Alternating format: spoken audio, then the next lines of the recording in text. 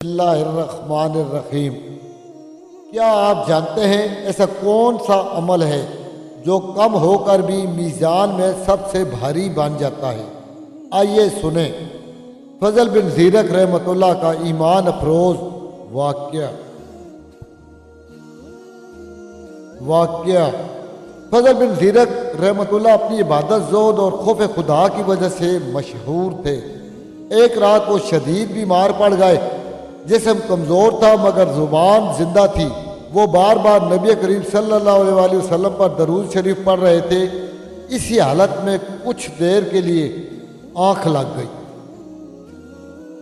ख्वाब उन्होंने देखा क़यामत बरपा है, अमाल तोले जा रहे हैं। जब उनके अमाल रखे गए तो नेकियां काम निकली। दिल कांप गया।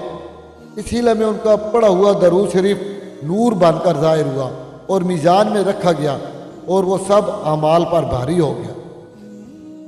पैगाम आँख खोली तो फजल बिन ज़ीरक रहमतुल्लाह अलैह रो पड़े और फरमाया, अगर नबी सल्लल्लाहु अलैहि वसल्लम पर दरूद ना होता तो आज फजल बर्बाद हो चुका होता।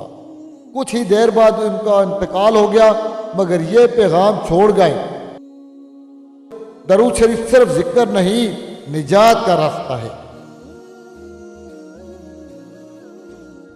नतीजा, आज से रोजाना दरूद को अपनी जिंदगी का हिस्सा बना लो। क्या खबर कल यही अमल हमें बचा ले। सल्लल्लाहु अलैहि वसल्लम।